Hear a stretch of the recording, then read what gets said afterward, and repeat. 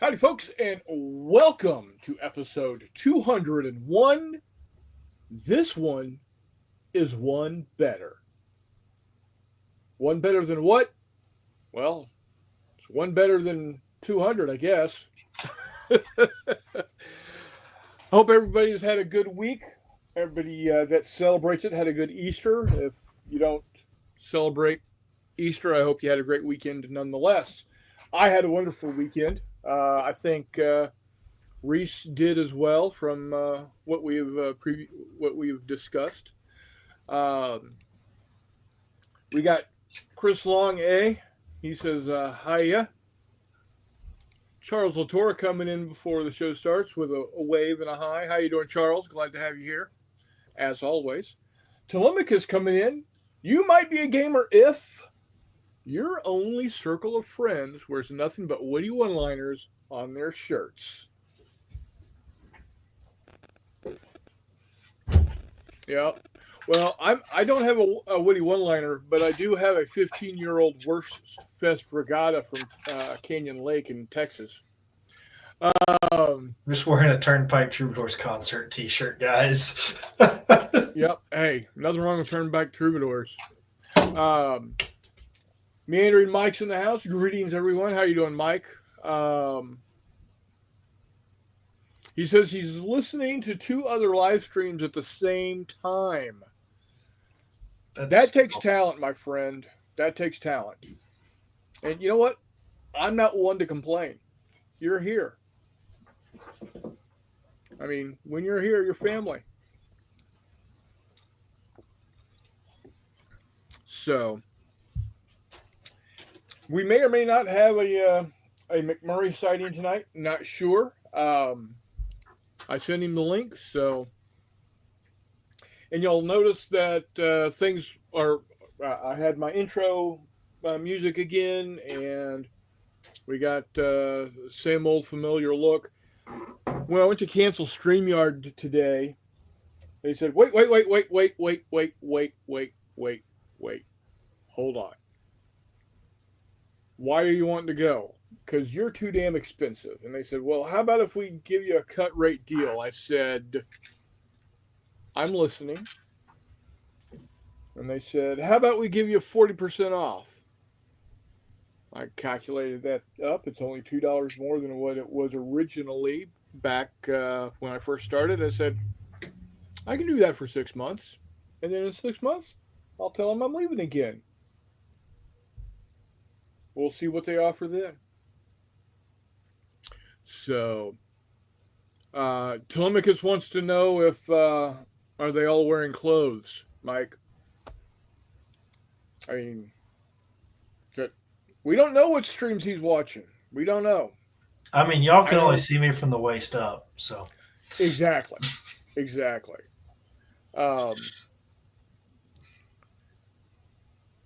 I know there's only 3 of you out there right now, maybe 4 of you, because I'm only seeing 3. There's my 4 count. So I'm just going to throw this out to the 4 that are watching and you, Reese. Have any of y'all ever watched the Zucker's first movie, the movie that came out before Airplane, called Kentucky Fried Movie? The reason I ask is it's one of my all-time favorite movies. Think of it as a very raunchy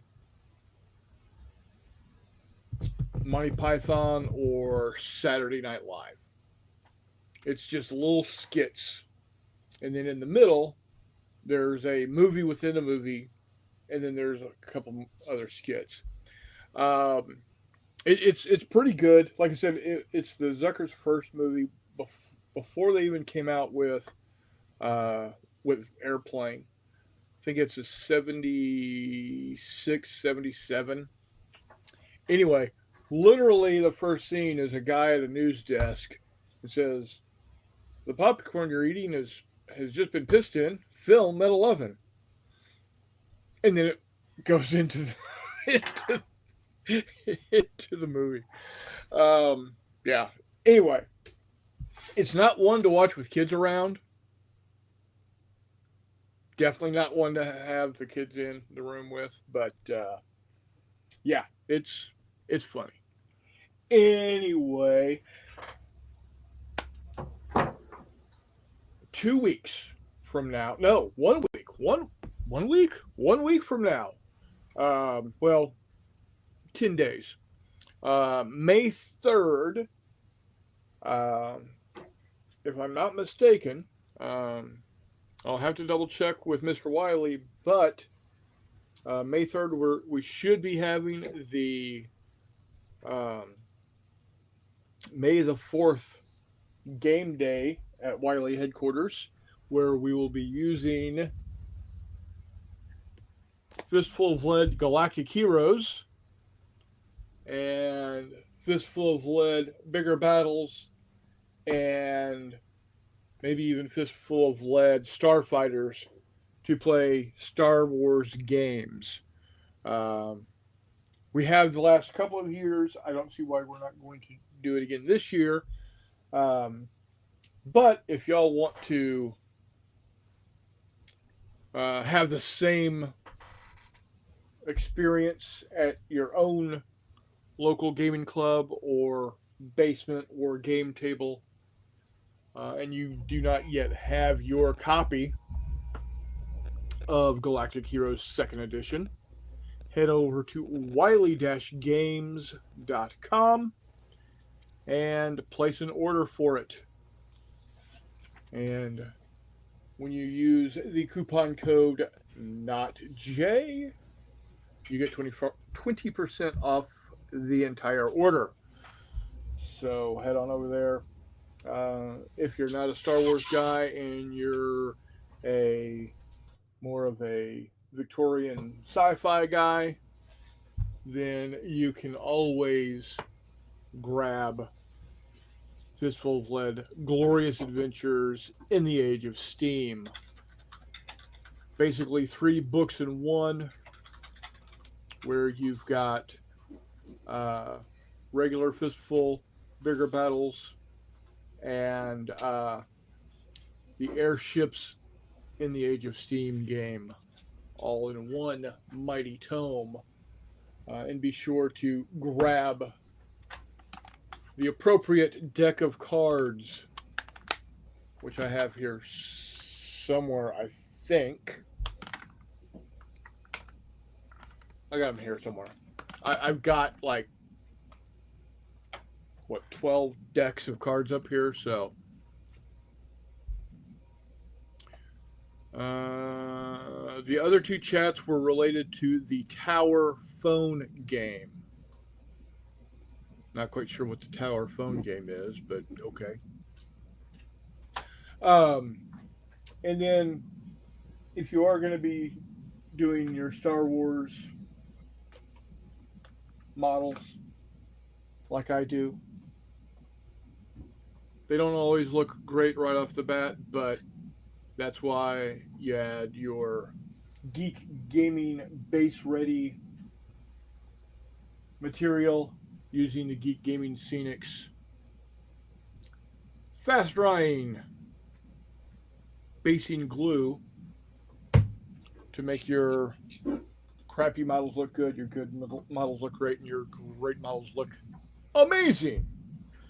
So there we go. I have done my due diligence to hawk the wares of my glorious patrons, which I'm not really getting anything out of from them other than, hey, thanks for sending people my way, which I'm okay with. So, how you been, Reese? Pretty good. Working hard. Worked Yeah. 12-hour shift Monday and a Mm-hmm. 9-hour shift Tuesday. So Yeah, that Tuesday shift, if I'm not mistaken, seemed a lot longer than especially for that one little time period. yeah, yeah. It's like a lifetime. Lifetime just flashed before your eyes. For everybody out there, what he's referencing is a very close call with an angry mother bovine. A couple of times in a very short amount of time. So He should. Let's put it this way: he should have been wearing black satin pants, a funny shaped hat, and a red cape.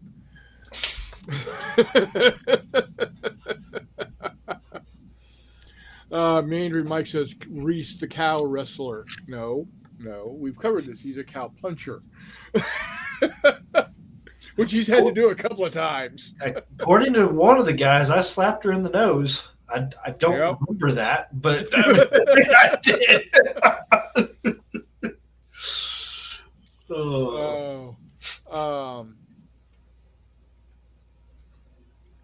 And Telemachus says wild cow love. Well, I'm not quite sure about love, but Would have been under her, but I don't know if it would have turned out that way.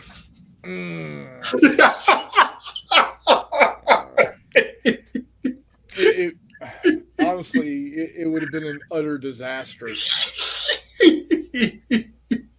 It would have. But I think we're really milking it now. Well, to quote one of my hands, I thought I was going to have to call the owner and say, "I killed your manager. We need a new one." Well. Oh man. It gave me a strong desire to go to Africa and hunt Cape buffalo. Well, you could always go to Vietnam and hunt water buffalo there. Yeah. I don't know if they have water buffalo hunting there, and I don't know. Cape buffalo seem a little bit more my speed, but well, we'll most see. water buffaloes that I'm aware of in Vietnam are domesticated, so it would be a lot easier to shoot. It's like that scene in Napoleon Dynamite.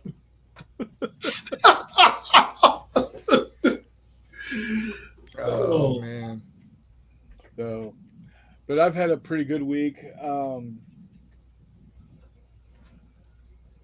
Boring as always at work for me.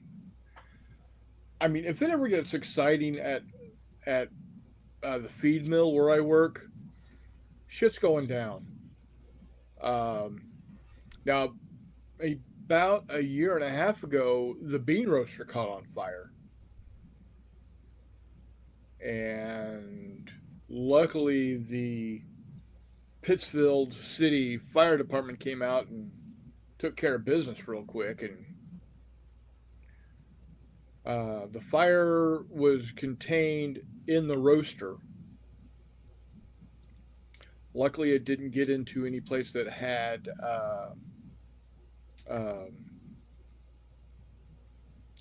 grain dust. That would have been, yeah. Meandering Mike says water buffalo are now protected in Southeast Asia generally. Well, that's no fun. Telemachus says too much excitement will stunt your growth. What are you talking about? I think I've grown enough. Right. So I did finally get out and get some spray put onto some shifts. Of course, now I'm gonna have to go in and straighten. I'm gonna have to do some hot water bending of this one because now it's all crooked. Oh crap! That's no bueno. Oh well. So I got to figure out exactly, how I'm going to go about getting these painted. If I'm going to figure out, can I figure out how to go about creating, if I want to worry about creating decals for them, that type of thing.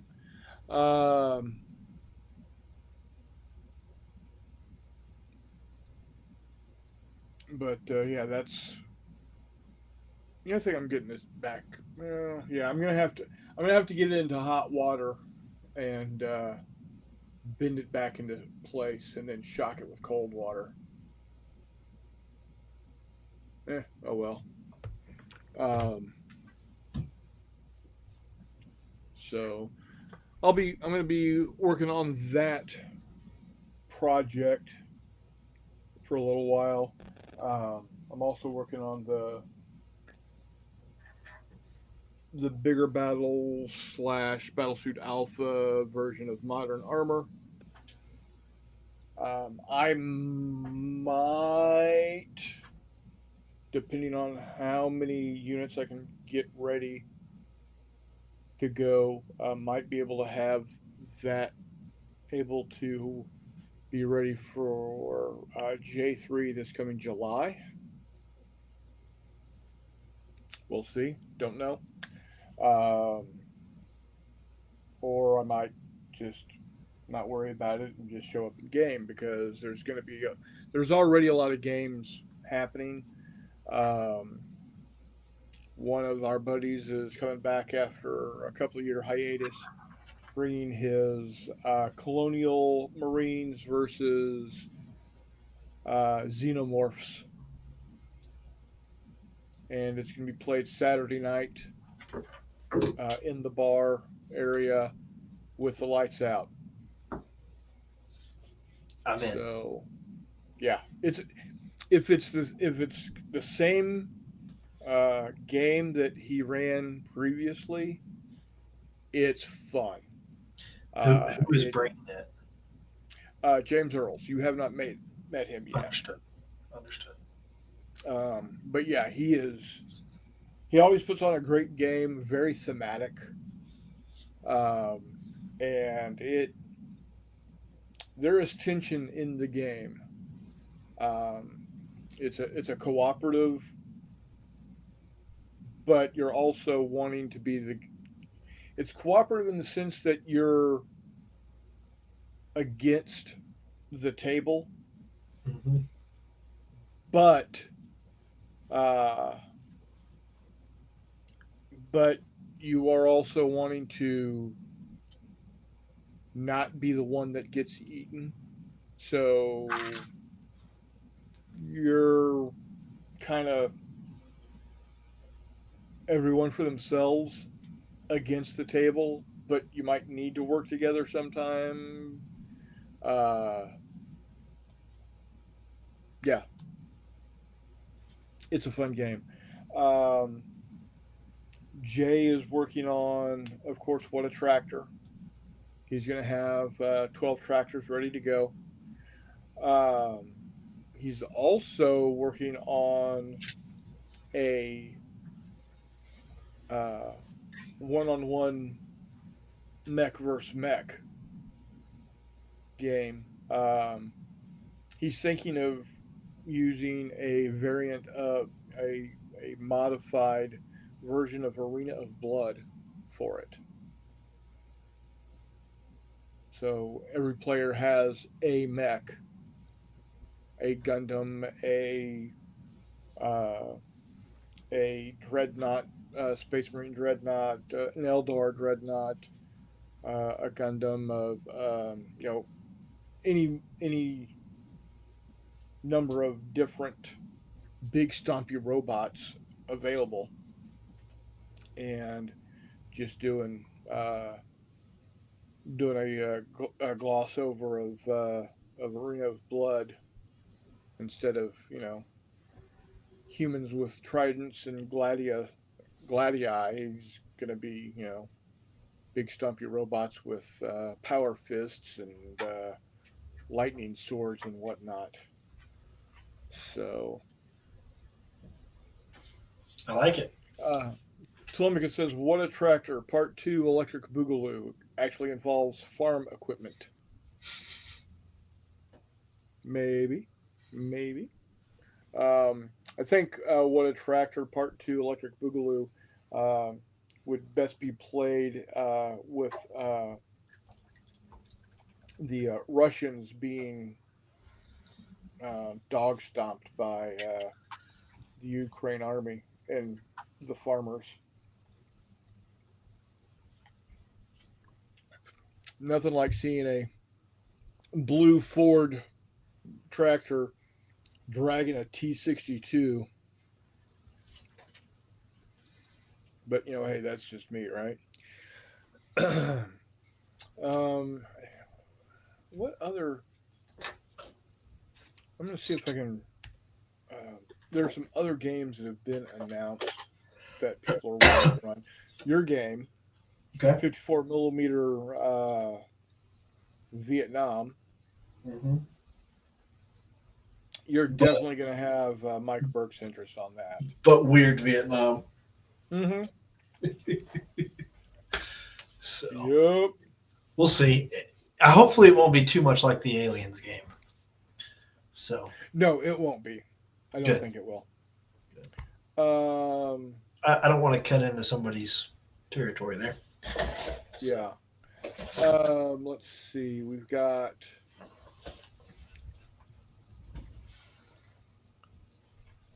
So we're gonna have. Um, so people are gonna start showing up on Thursday, and we're gonna go to dinner at Maya, of course, and then gaming back at the lodge. Then Friday, um, there's a 4th of July parade in the morning. Then then everybody's invited up to Jay's house for uh, grilled meats with fireworks display afterwards. Um, Nobody has any obligation of actually going to the parade or the dinner or fireworks, but more than welcome. Saturday, we're gonna have gaming in the morning, gaming in the afternoon, gaming in the evening. We're actually gonna have actual gaming slots. Um, so it's as he puts it, we've got 6 time slots with up to 3 tables going. So we've got plenty of room to do whatever it looks like we want to do. Um, Now we are shifting um, the standard Friday dinner of Italian beef sandwiches to Saturday because we're having the grilled meats at Jay's house on Friday. Um, let's see if I can find some of the other games that are being mentioned. Um, yeah, James's Hadley's Hope. David Ackerman is going to be bringing uh, a full thrust game or possibly a pulp action game. So, yeah, looks like fun will be had by all. it better be. So, the sec, I think it's the second weekend of June, maybe.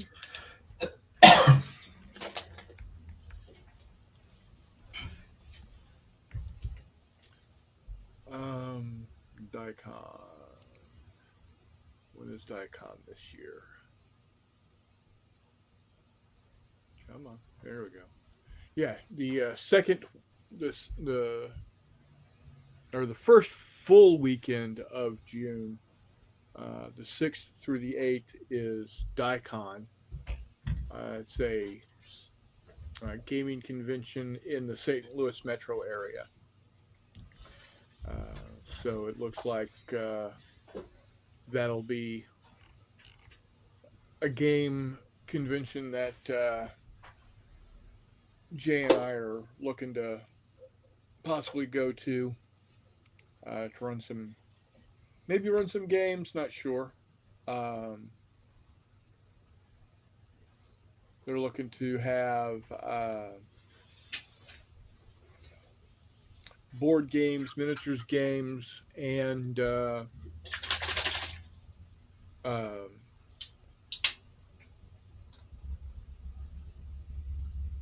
miniatures games. So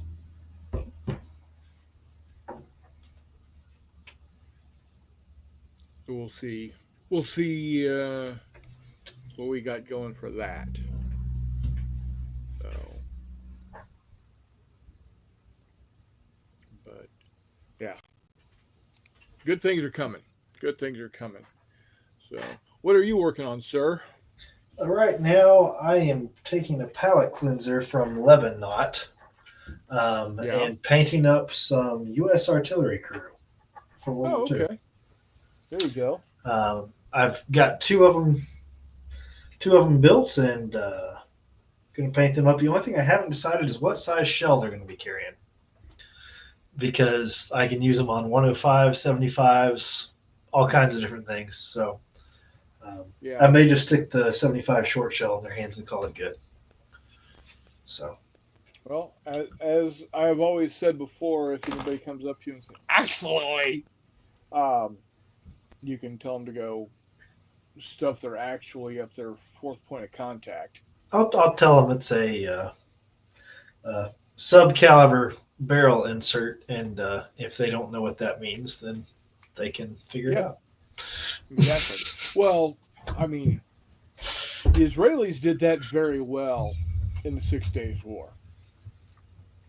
Um, they they sleeved their 155s down to 105, pushed a 105 uh, round in there without the casing, Mm-hmm. so it was just the warhead, right? And pushed full bags for a 155 behind it, so it would sling a 105 millimeter shell about 30 kilometers down range, So and it would drive the it was the 105 Loudon Boomer. well, it drove the Egyptians completely nuts because they could tell it was a 105 millimeter round by the size of the crater. But for it to be a 105 millimeter round, the artillery positions would have had to been like 5 kilometers behind the front lines. Behind the Egyptian front lines. Right, exactly. It was driving them absolutely batshit. They couldn't figure out where these 105 millimeter howitzers were. It was like, and they're not dropping them out of airplanes. They're not. Yeah, it's. Whew. There's a there's a cartridge called the 22 Loudon Boomer, which is a 50 Yeah. BMG neck down to 22. Oh wow. Wow. The That's a lot. That's a lot of power behind. the Not a the lot of rounds. the problem is, if you don't get a sturdy enough construction bullet, it turns into shrapnel inside the barrel Yeah. and comes out inside. Well, I mean, then you just have a 22 caliber shotgun. Yeah. Anyway, quite the quite the Wildcat cartridge. Yeah. Completely impractical. Oh, absolutely. Absolutely. So Um, I was watching something. Telemachus says liquid rounds. Yeah. Actually, I remember. I think it was the Fat Electrician I was watching. He was talking about the the four different companies that were vying to make the replacement for the M16 back in the 80s. Um, Steyr was one of them. Of course, Colt was doing one. Um, and one of the rounds, and I don't remember who did it, but one of the rounds was actually basically a 5.56 chambered round, but it was a single flechette.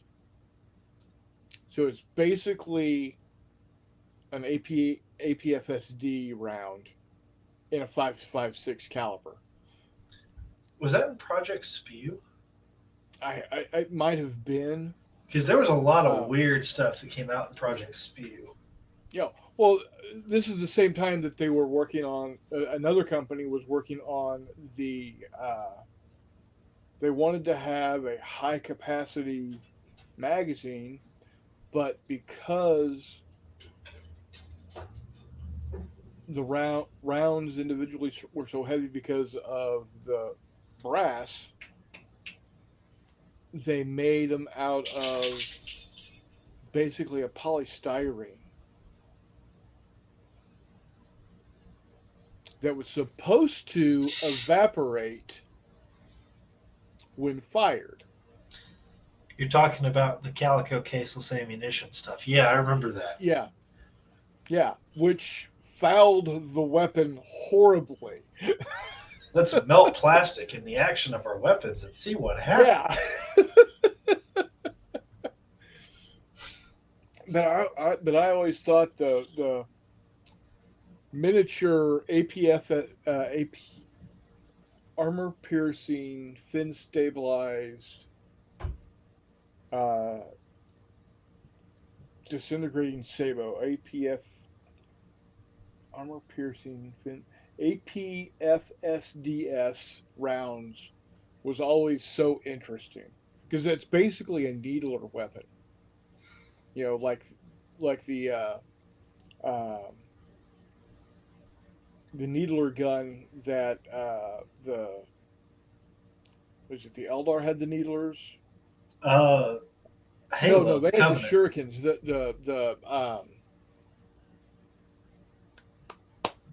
Well, the Covenant from Halo, but also the assassins. One of the different assassin types um, from 40K that was from the inquisitorial group um, had needler guns. So, but yeah, it's interesting that at this point we're still using weapons based off of the M16 or the AR format. You know, when did the M16 first get introduced? Okay, here we go. 63. So while the M16 was introduced, um, hang on. While the M16 was introduced in, I'll get that date to you, 1964. Okay. The AR-15, the action, the design, which the M16 is based on, um, is, hang on.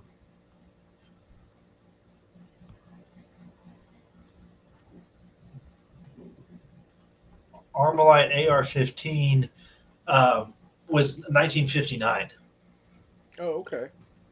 and the AR-10 was 1957.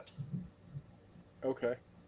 Well, technically, AR-15 is 1957, and AR-10 is 1955, 1956. Okay. So you're talking 70. We're using the same basic weapon now as was available 70 years ago. Yes. Well, I mean, we're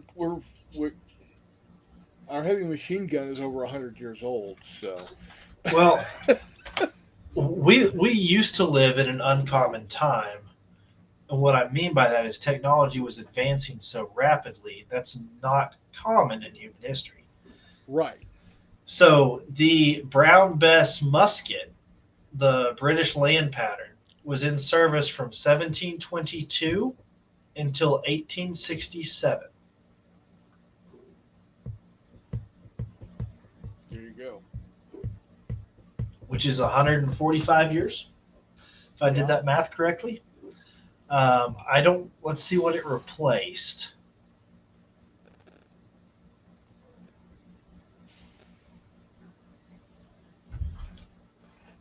What it replaced or what replaced it? No, what it replaced. Probably like an arquebus that was around for 300 damn years.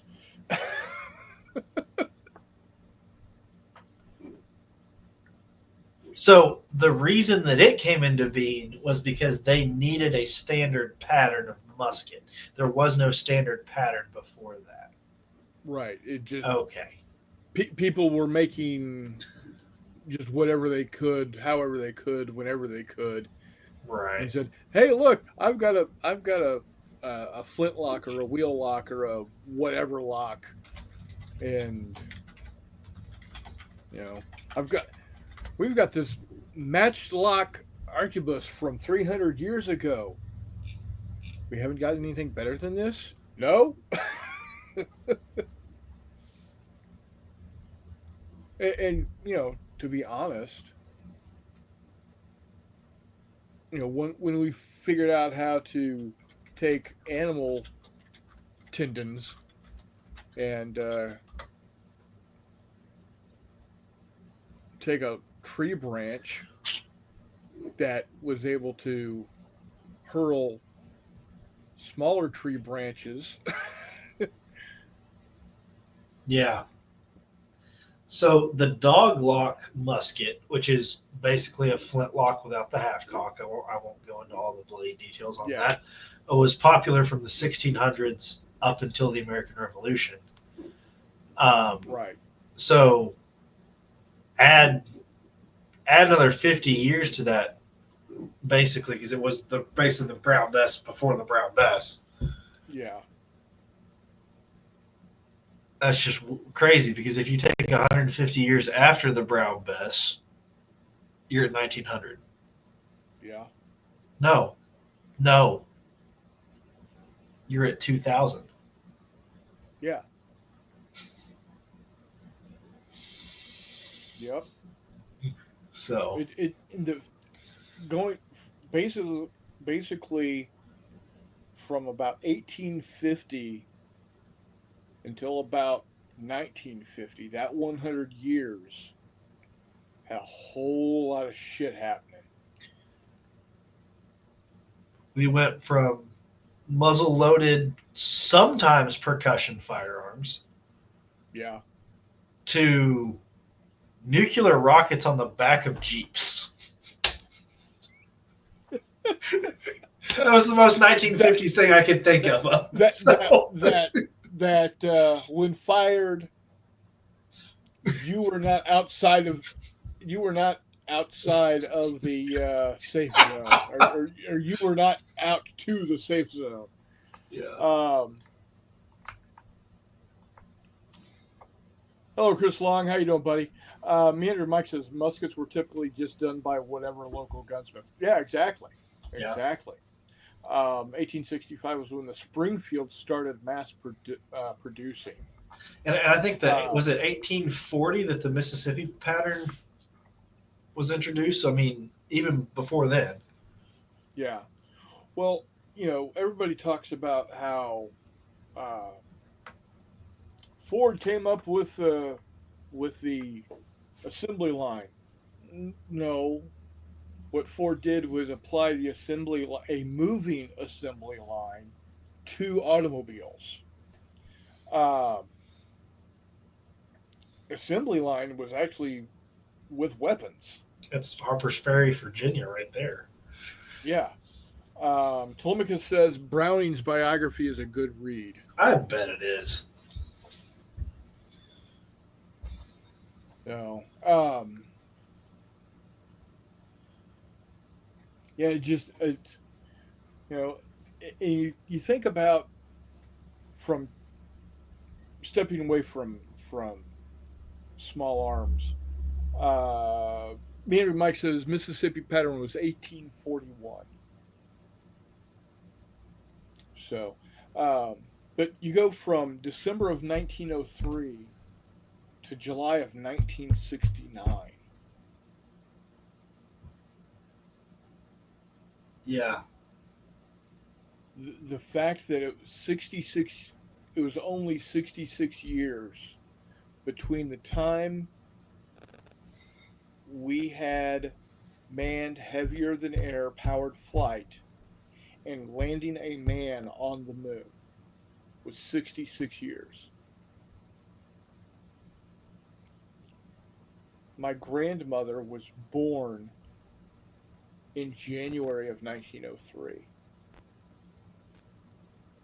She passed away in July of 1998. Just amazing what she saw. And what's even more mind boggling is going from 1903 to 1943. You go from the Wright Flyer, uh, um, a single engined, double propellered biplane. Aileronless. You got to twist the Yeah, wings to turn. um, to the B-17G, or even more fantastical, the B-29. Well, Pressurized cockpit, computerized fire control. yeah. I mean, the ME-262 with a jet engine. There weren't even propellers on it. Well, there were, but they were inside. Never mind. Let's call it a ducted fan and be done. Yeah. Um, Telemachus says Browning designed guns in his head, and other engineers at the time could not understand his designs on paper and thought it wouldn't work.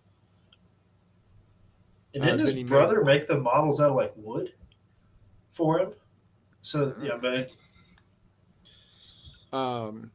Chris Long says warfare has pushed us forward fast in the last 100 years for sure. It's just amazing that we literally went centuries with swords and shields.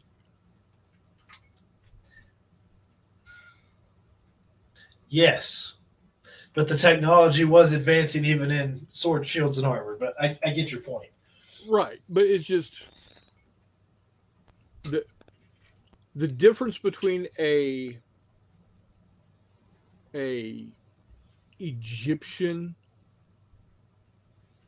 well, I won't say Egyptian. We'll say a Roman Gladius. centurion, the gladius and his shield, and a footman of the 1500s isn't really that much different. Is the sword probably a better made sword? Sure. Is the shield a probably a better made shield? Sure. But the difference between that, those two 1500 years apart, and the difference between a Sopwith camel and a, which was what, 1915, We'll go with that. to an F4 Phantom, only 50 years difference, is huge.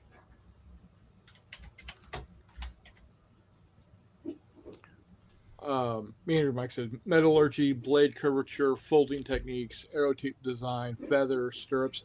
Yeah, all of those are are part of it. But again, you know, there's not much different. The warfare was not that drastically much different between 1 AD and 1500 AD. Well, Heavy cavalry was yeah, your biggest change. right.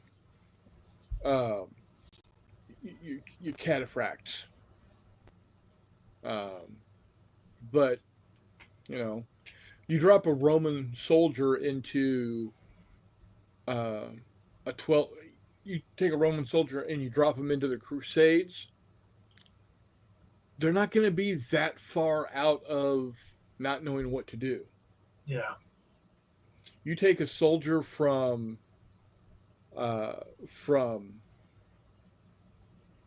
shit. You take a soldier even from Gettysburg, and you drop him into the Somme. He's not going to know what the fuck to do because yeah, there's a lot of bullets coming, but they don't stop. Because yeah, Gettysburg had a lot of bullets coming, That's 3 days. but then it stopped, and Yeah. then you got more bullets coming, and then it stopped. You got because it took time to and it was 3 days, and it wasn't 3 days of constant battle. That being said, you throw a U.S. soldier from the early 1900s Philippine campaigns into our current counterinsurgency campaigns overseas, he's going to know exactly what's going on. Yeah, There are some forms of warfare that do not change, and there's some forms of warfare that do change. exactly, exactly. Hey, I don't fully understand these big things rolling around with the guns on them, but I do understand that here's our safe zone. Outside the safe zone, we have trouble. Our goal is to go outside the safe zone and find trouble. Yeah. Anyway, Man says phalanx compared to the maniple. Again, yes, but a phalanx soldier isn't going to be. It's not going to take him as long to realize what to do in a maniple as you know the soldier that's used to standing in line shoulder to shoulder, walking across the battlefield, and getting mowed down by a potato digger, by a Maxim. okay, I get your point on Gettysburg. Petersburg, Battle of the Crater, all of that, they may have understood it better. Yeah, And maybe I'm wrong. It's interesting to see the progression. yeah. So It's just interesting that the farther back you go in history, the the amount of change is flatter, and like Chris Long said, in the last 100 years, we have definitely had the hockey stick thing going here with technology. Um, you know,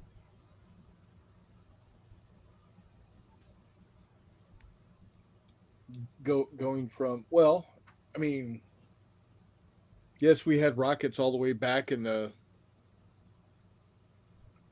however far back it goes with China, 1200s, even earlier. I but don't, they when weren't when they shooting were. at each other with them. Well, they were, but it was like here's 50 rockets with maybe a half pound of explosives, right? Compared to, you know, here's a rocket with 100 pounds of explosive. Here's a rocket with 500 pounds of explosive.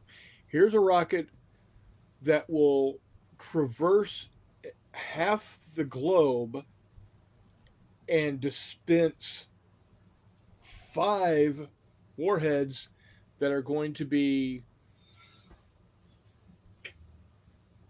flattening cities.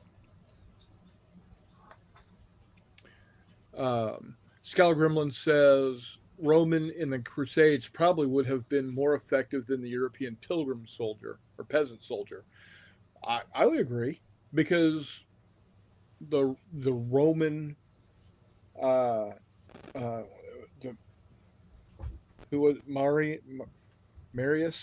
the Marians, you know, basically had professional soldiers that they trained to be soldiers for 20 years, and if they lived through that 20 years, they were, if you got past 5 or 6 years, you were probably going to make it.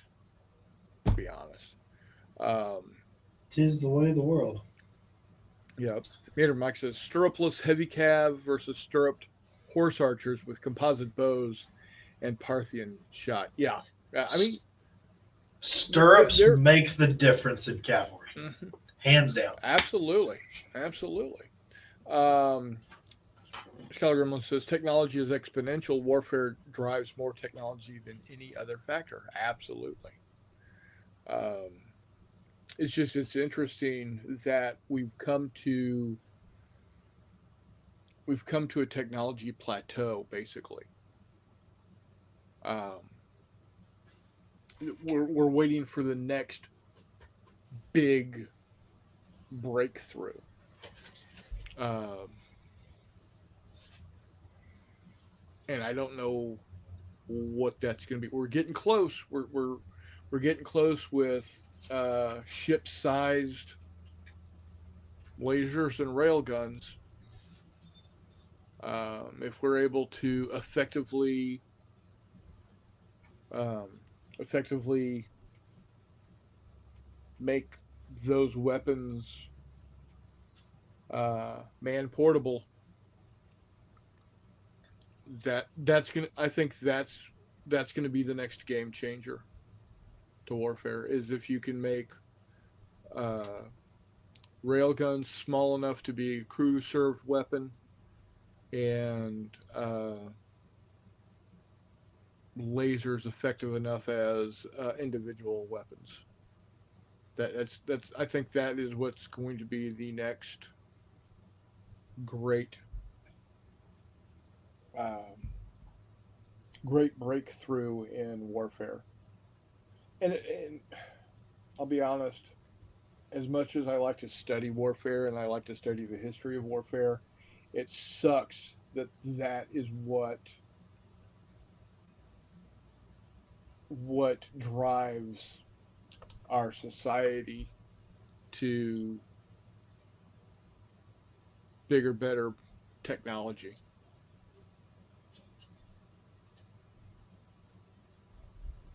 Like Telemachus says here, 20,000 new ways to incinerate DNA.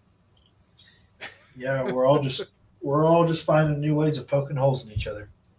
Yep, yep. Anyway, Hopefully, good. I thought you had 5 questions tonight.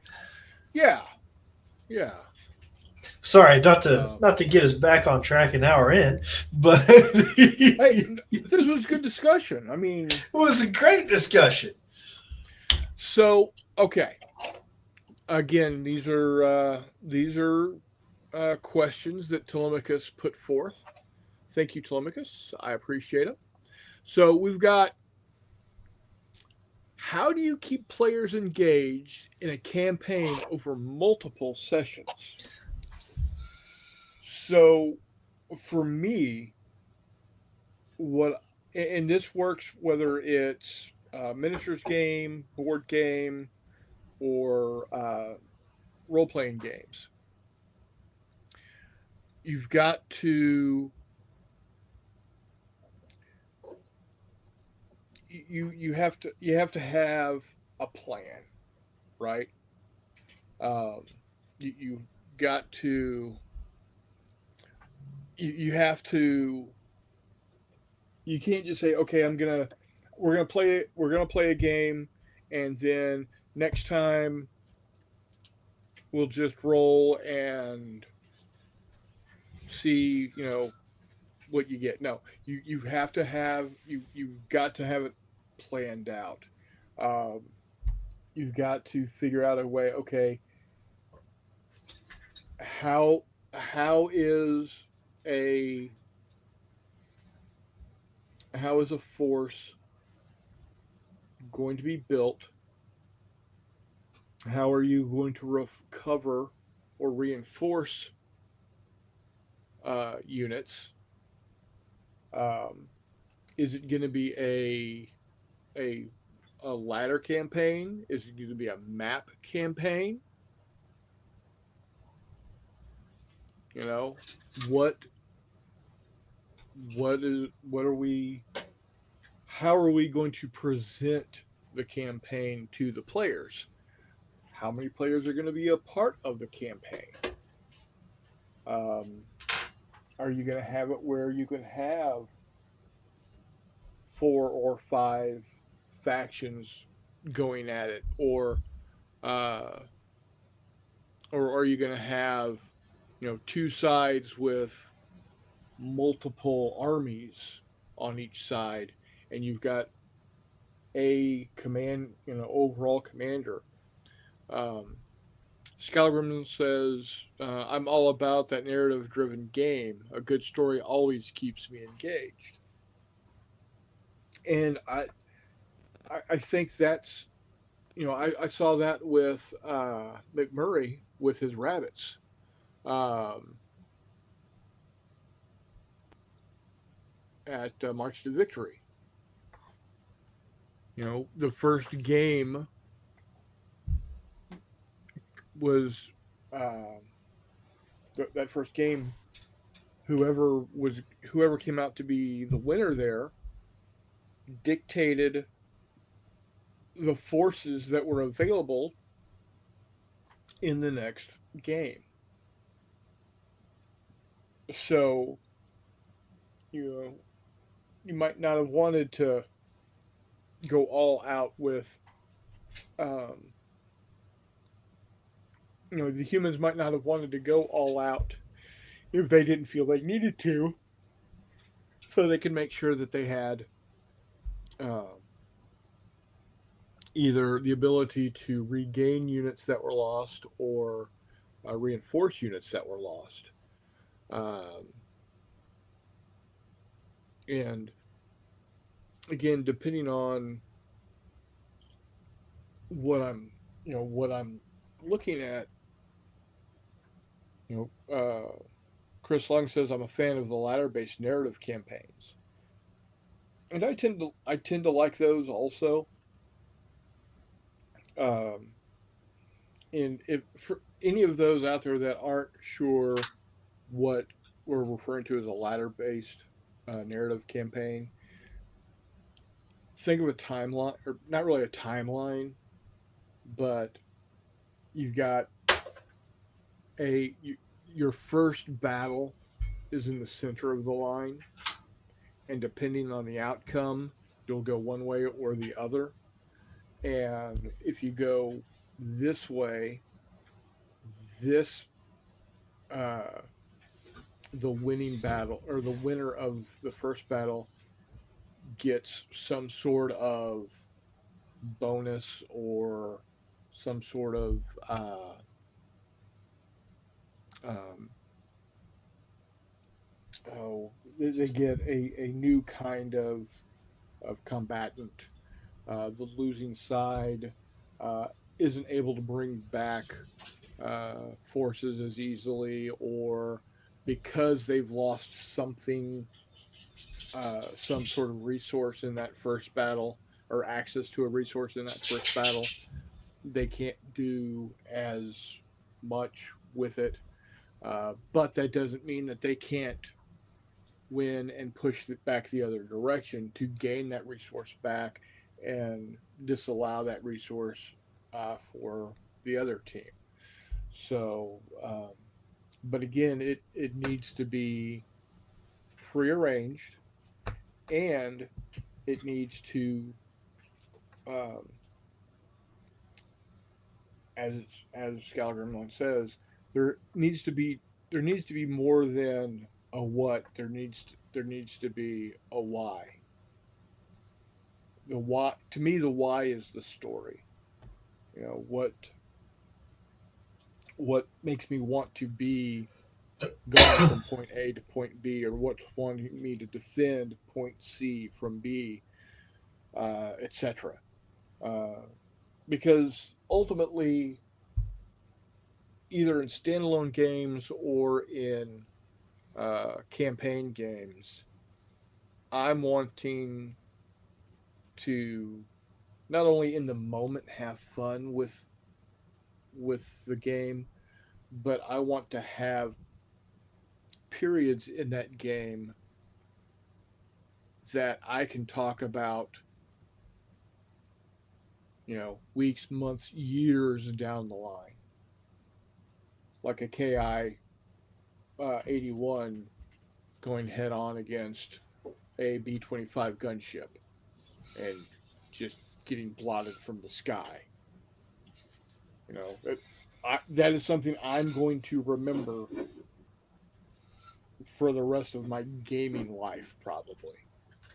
Um, y'all have heard me talk about the Mother's Day Massacre, where my brother and I were playing the Star Trek, fastest Star Trek Starship Simulator game. Uh, and I was, well, if I remember correctly, I was in a Northampton class cruiser, just like this guy here. And he was in an Orion blockade runner. And because he was able to put more energy into movement and weapons than I was able to, he was able to just literally run circles around me, dropped one of my shields, and was able to continue to just lay into my ship through that open shield facing and just obliterate me. That game was played, if I remember correctly, it was Mother's Day 1991. And Jay and I still talk about it. We still reference, you know, the Great Mother's Day Massacre. So, that's what I'm looking for, is memorable instances like that. What role does narrative play in a successful game, and how do you weave storytelling into the mechanics? Well, again, it's Slight pause. go ahead. My brain went crazy. I calculated the weight of bullets that would have been fired at that aircraft in a 3 second period. 27 pounds of bullets Good lord. out of that thing. I calculated the fire rate of a 50 caliber machine gun, multiplied Hmm. and calculated how many would have fired in 3 seconds, calculated that by 14, and took the weight of an average 50 caliber bullet and calculated that I had 27 pounds of bullets. Good lord. Anyway, continue. Ultra That nerd moment there. that's a half a bag of hog grower. In lead. Yeah. Anyway, so what role Narrative. does narrative play have? Um, in my gaming, it has quite a bit to do.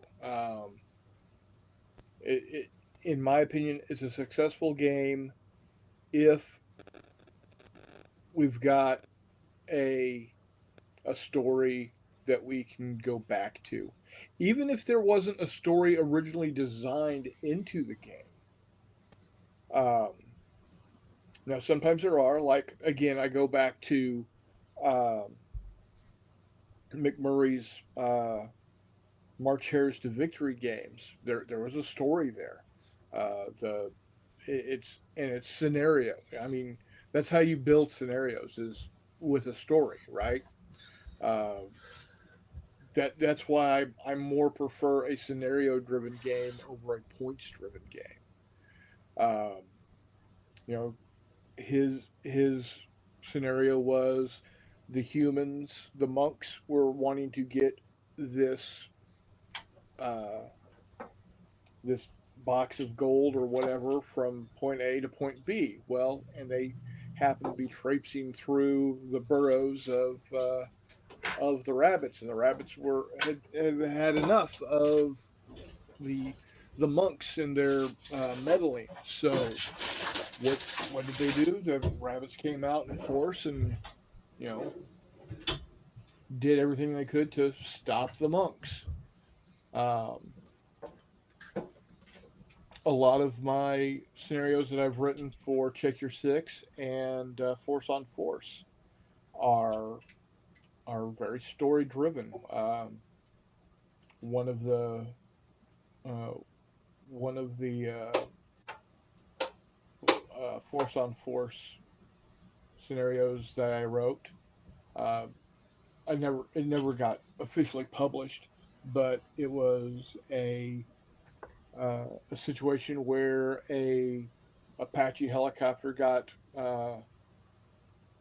knocked down and crashed uh, into a field outside of an Afghani village, and the American an American infantry patrol was sent out to hopefully get the get the pilot and gunner back safely and destroy the helicopter before the bad guys got to them and got to the aircraft and got information.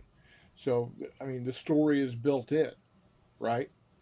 Um, one for Check Your Six that I did was um, basically it was the mining of Haiphong Harbor where had A6s take off from a carrier and they had to fly low along Haiphong Harbor and had a specific area where they were going to drop their sea mines, and the North Vietnamese were wanting to stop them, and uh, the American F4s were wanting to stop the MiG uh, MiG 19s from stopping the A6s. So again, there's a story built into that scenario. Scout Gremlin says cattle die and kinsmen die, and so one dies oneself, one thing, now that never dies, the fame of a dead man's deeds. Uh, have I can't pronounce that because it looks like it might be um, Swedish or Norwegian or something to that effect. Have them all, verse 78. I don't know. I probably mispronounced that horribly. Anyway, um, yeah, but it's and then Chris Long says talk about a lead farmer. Absolutely. Come here, buddy. Oh, everybody say hi to Clark. Hi, Clark. It's Icelandic. Okay, I knew it was one of those Nordic languages. Um, so yeah, it just um, how do I weave the storytelling into the mechanics? Very easy. I create a scenario that has a storyline built into it.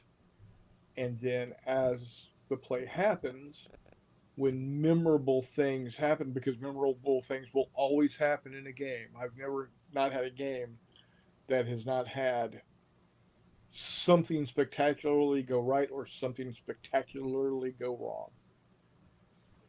Um, Most of the time for me, it's the latter. exactly. I'm the same way. Yeah. Um, so yeah, that's the way you do it. Um, That next being question. said, Go ahead. um, to the first question, make sure you have a definite end to your campaign, some sort of Yes. goal or Right. point where if this Yeah. happens, it's over. Right. Exactly. Because otherwise, you keep going down this spiral of, well, I guess we do this now. Well, I guess we do this now, Mm-hmm. and Yeah. that's when you lose people. And Another that's thing that people really like, big visual aids. If you're doing a map yes. based campaign, big visual aids. Doesn't really have to Absolutely. mean much if you are the campaign Mm-hmm. organizer, but if you play a little bit of smoke and mirrors and show people a map, they love Yep. Yep. it. Um, even a ladder campaign, you kind of want to have them. You know, where are we? What are the bit? If we get to point C on the ladder, what does Team Blue gain? What does Team Red lose? And And while I do love a good ladder campaign, and I tend to let the ladder just decide the scenario, I take that one step further and do the tree campaign, right, where you start with one. If side A wins this, if side B wins this, right, okay, yes, and split it one more, mm-hmm. and never go more than like 3 or 4 levels at most, Right, because it exactly. will it will it will make that happen. Um, let's see. Telemachus uses an escalator. An escalator It just get campaign. yeah. It's called It being just gets railroaded. right. Um, how do I handle player conflicts or rule disputes to maintain a fun and fair game? It's simple. My table, my I am rules. the GM. I inform everybody going into playing the game. These are my interpretations of these rules. Everybody agrees to play my interpretations. When I make a call, that is what is going to take place. If you disagree with me and it is non-game affecting, just bring it up with me after the game. If it is something that is game affecting at that immediate time, to keep from having to worry about looking up in the book if it's an obscure something that's obscure and it's a 50-50 type thing, one person says, hey, it's this way, another person says it's that way, guess what? Roll a die, high die wins for this game. We'll worry about it later. Let's keep the game rolling. Uh, I rarely have that issue because when I'm running a game, I'm normally running a game in a convention style setting, um, and it's more of a training situation. In a lot of cases, I'm teaching people how to play a game, so they're not going to be necessarily questioning my knowledge of the game because they don't know how to play the game. So that's a part of also um, handling rules disputes is know the game that you're presenting forward and backward as best you can. Now, you're not always going to be able to know every single aspect of the game in every fashion, but be confident and don't waffle. And if you're unsure of a rule, if it's not something you can look up in under 30 seconds, make a call and stay with that call and worry about it afterwards. And if you've got somebody that is just adamant about it, give them the offer of, give them the option of either uh, live with the result of a high die, or you know, ask them, are you going to continue to cause the issue, you know, an issue with the continuity and the flow of the game. If you're gonna continue to cause an issue with the flow and continuity of the game, I'll ask you to leave. I have never had to ask a player to leave my game because of I know the rules of the games that I'm running, and I'm confident with how I present it. So I'm not sure about you, Reese. You're newer to you know running games than I am. Yeah, I've never had to ask. Um, I've usually had pretty good crews. Um, Mm-hmm. I occasionally have a quarrelsome person, but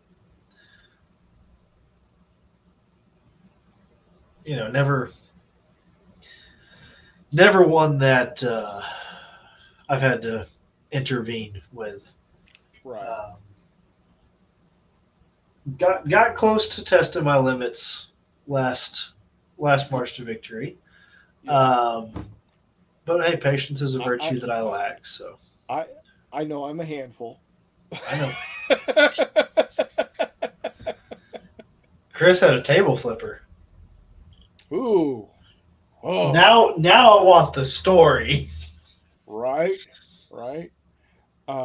Now I will I will admit I have flipped a game of uh, Axis and Allies before, and I will almost guarantee if you go to 500 Southeast Douglas in Lee Summit, Missouri, and look in the HVAC venting ducts, you might still find Axis and Allies bits and pieces. I don't know why. I don't. It's of no consequence as to why I got angry. It just I did, and we'll just leave it at that. Chris Long says there was a 59-year-old man and he did it in front of 10 kids. Yeah, that. Shame on him. Yeah, exactly. Um, Monopoly, if you're not willing to end a friendship over Park Place, you're not playing the game right. Yeah, there are two games that you don't want to play with friends or relatives if you want to keep those friends and relatives, and that's Monopoly and Diplomacy. I have yet to play diplomacy, and I want to. So Jay did a diplomacy game by email. Um, this was 14, 15 years ago. I was still living in Austin at the time. And we had a lot of fun with it. Uh,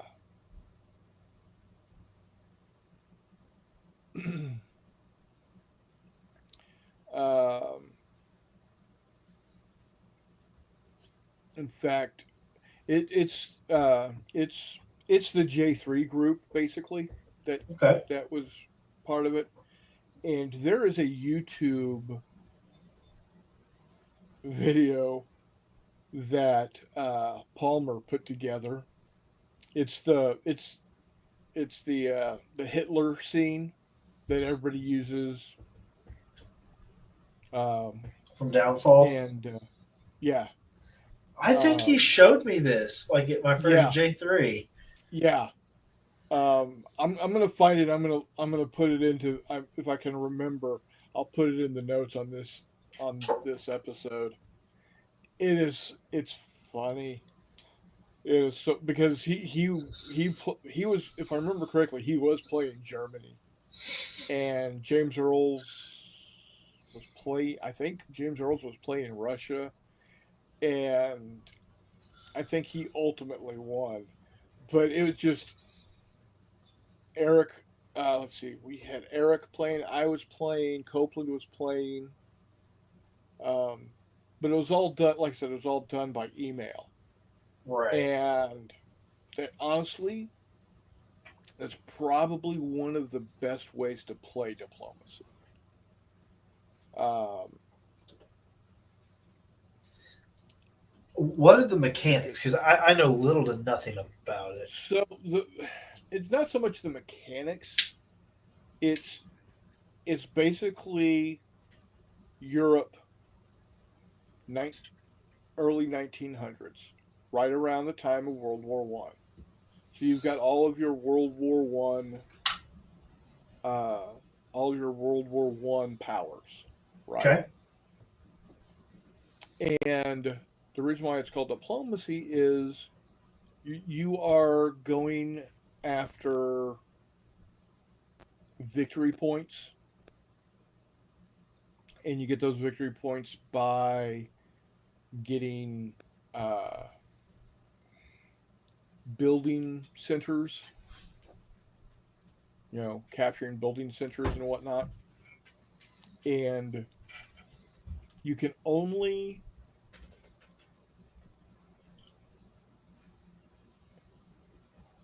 you can move multiple armies, but you can only move one army from one sector into another sector. But you can move from multiple sectors into a single sector, if that makes sense. It does. You can only attack in Um, one zone, but you can attack in that zone from multiple zones. Not necessarily attack, but well, right, but you can only attack with one army per zone. okay. So, let's say you're in Paris and I'm in Lyon. I can only move one army from Lyon into Paris. But if I also have an army in Normandy, I can move that army from Normandy into Paris also. So is it all repositioning on people's borders and never actually invading? No, you're actually invading. You're actually there's no dice rolling. It's all it's all has to do with how many people are attacking where. And what you have to do is to be successful, you have to make treaties and allies. But ultimately, for you to be able to win the game, you're going to have to end up stabbing your ally in the back. At some point. Yeah, me Mike says one versus one goes pretty much nowhere. Teaming up kicks butt. Yeah, exactly. It's you either have to have enough forces to be able to attack from multiple locations, or you have to make a plan to team up with somebody to take somebody out. So, of Chris Long says, I had a friend flip a table after I rolled 11 ones in Axis and Allies for AA guns for 12 bombers. That'll do it every I'm, damn time. That'll do it I every believe it. damn time. Dominant species. Don't play with people you like. I don't know anything about dominant species, so I couldn't tell you. Scholar Gremlin says there are quite a few games that I just have to avoid. By all accounts, I should love the game. It's right up my alley, but I always end up getting agitated. Dominion is one that comes to mind. Um, so, but yeah, it's I have, except for myself, I have yet to run into a situation where I've had to get onto somebody about, hey, it's just a game, right? Um, what are your best strategies for making sure both experienced and new players feel included? Honestly, what I do is if I know I've got someone who's played the game before and I've also got a new player, I team them up. Um, and I talk to the experienced player and say, "Hey, this guy's brand new. He's never played the game before. He's interested in learning." And again, this is in a convention setting more times than not. And I position it if I get some pushback from the experienced player, I say, "Hey, you get this guy to enjoy the game. He can." And he learns to play the game. He's going to be another person to play the game with. So let's have him have fun. You know how the game's played. Why don't you help him? You'll have your own force, yes, but you're going to want your team to win. So you give him a hand. You help him out, and that works really well. Works really well. Um, you know, a lot of times I will give the new player the more of the central uh, um, the central focused unit. You know, I don't put them on edges normally because in a lot of games where there's maneuver, the edge the edge players can be or the edge units can be really tricky to handle to be effective. But if you put them in the middle, they've got one job that is to either defend or to attack. Whereas the edge players are going to end up being more of a distraction or more nuanced gameplay. Um, Meandering Mike says games are serious business, guys, and it's spelled business business business. Yep, exactly. So yeah, it's just get the experienced players to help out the new players. Um, Help them have the experienced players help you teach the new players how to play the game because the more people that are playing your game the more chances of a game you will have to play. So um, and then lastly, how much freedom should players have to customize their forces or factions in a campaign setting? So this is something that Reese and I are dealing with our Lebanon uh, campaign setting. Um, and how we've decided to handle that is we've decided to do it as imaginations. Um, because A, it's difficult to find actual TO&Es for some of these units for whatever reason. Now we've got great information on the Americans. We know exactly what we're dealing with there. It's the others And we that are we're having playing the difficulty. Americans as Americans. Right, right.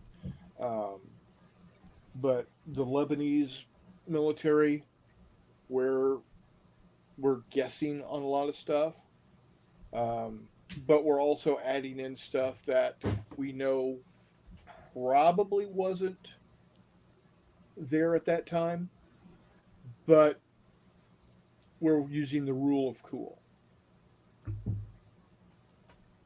And the rule of cool, in my opinion, wins out over just about anything.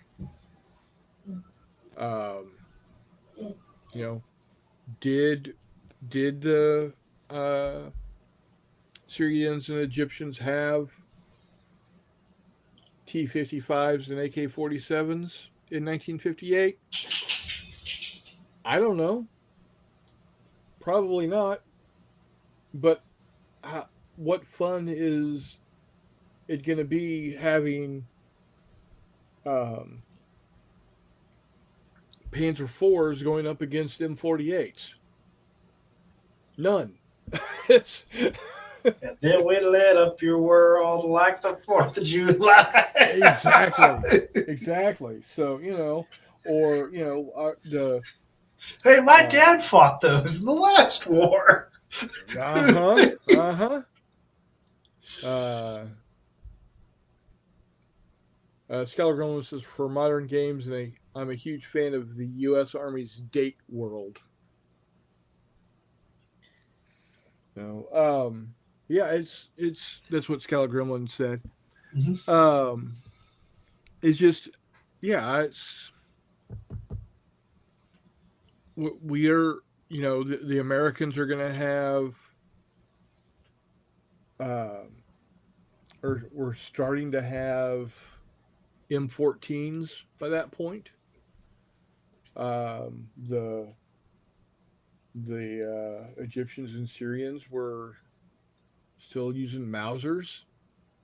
Some Um, Mausers and some semi-automatic Swedish derivatives. yeah, yeah. Um, Meander Mike says, personally, I'm not in favor of an official rule of cool because some people abuse it. I like an informal rule of cool that I can apply judiciously. Absolutely. Absolutely. And again, how I present that is okay, here is what you're going to be able to um, pull your forces from. If you think you've got something that you think is cool and you want to add, bring it to my attention and I'll make a judgment. I'll let you know, hey, yeah, I think that would be cool for this particular game, for this particular scenario. Um, you're not going to necessarily have that one thing available to you all the time. Uh, and that's kind of what I think we're doing here with our imaginations campaign in Lebanon, um, because honestly, we're ultimately the two of us are going to be the ones setting up the scenarios with the forces, um, so we can cuss and discuss amongst ourselves before we bring it to the table and say, okay, this is what we've decided for this scenario. These are the forces that you can draw from. Whether you take everything, or or we say this is everything you get, or we say you can draw from this. You need to build your force based off of what you have access to here. Um, and again, if someone comes up to us and says, "Well, actually," I'm like, "Hey, well, you know what? That's why it's imaginations because there's no actually in imaginations." So that's how I would take care of it. Again, a lot of the times when I'm running games, it's at a in a convention style setting. So I'm bringing everything that's needed to play the game. I bring both sides. I literally bring both sides to the table. Um, and that's the way I have. It's pretty much how I've always played, except for when I played with 40K, um,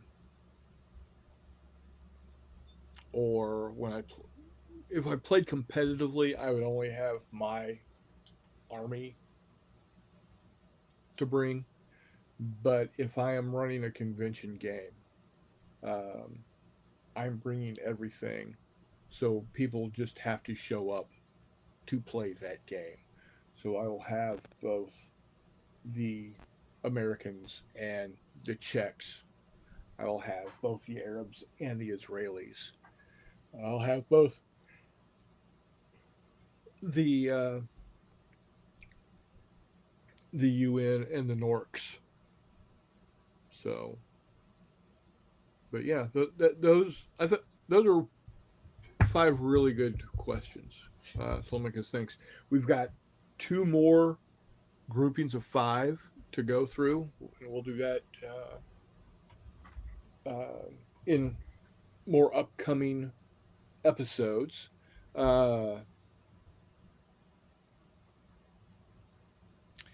Uh, Scholar One says if you've never looked at Date World as an imagination goes, it's the gold standard.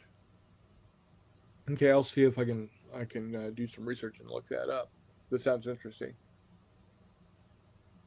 I'll take a look. So, how are you going with him? He's all right.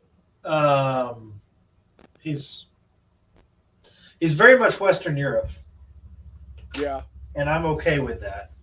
This uniform just didn't fit Pacific for me. Um, yeah, Even if I had gone full green with him, it would have just screamed Pacific. I screamed Europe yeah, because he's got the Y yokes, yeah. and it is what it is. I want to scratch build some Pacific artillery, but that's where I'm at. I need to do his face, I need to do his boots, I need to do his hands, and we'll call him good. Well, I There need you to do the go. shell on his hands, but um, Sure. that's where I'm at. It looks good.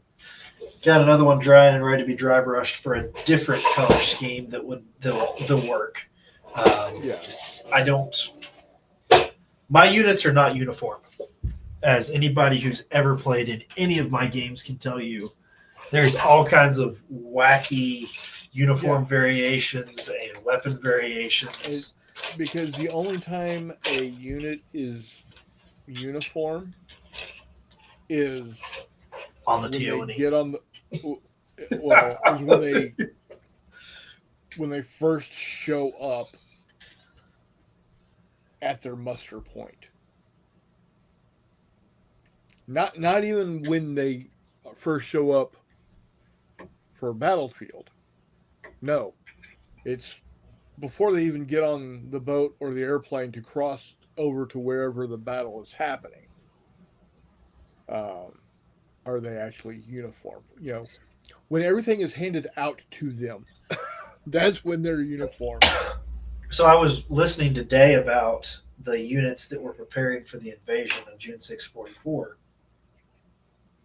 and company commanders were complaining because the overstrength men, so the men that were added 2 companies to bolster their strength, so they were oversized for the invasion, Right. were being issued 1903 Springfields and being sent to units with M1 Garands. Wow.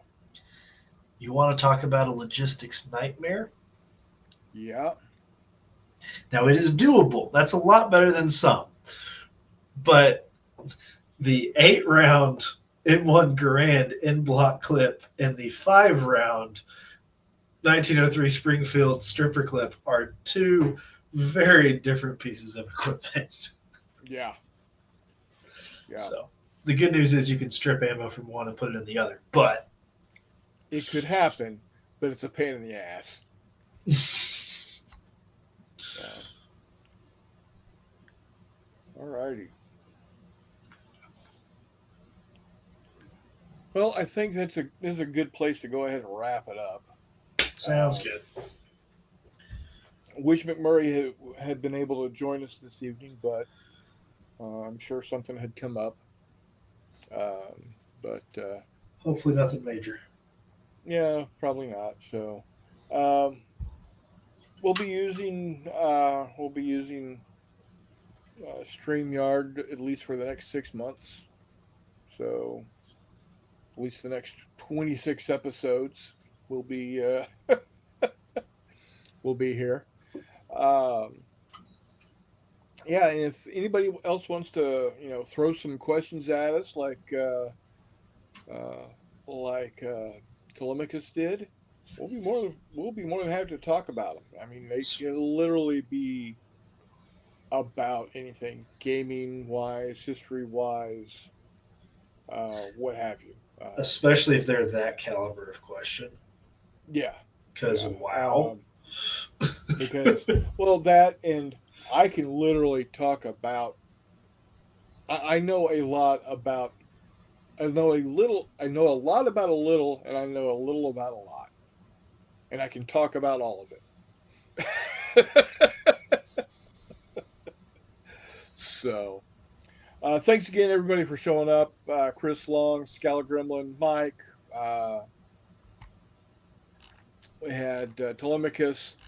And then early on, we even had Charles, and that's about it tonight. About it. So, all right. Thanks again, everybody. And until next time, we'll see you on the flip side.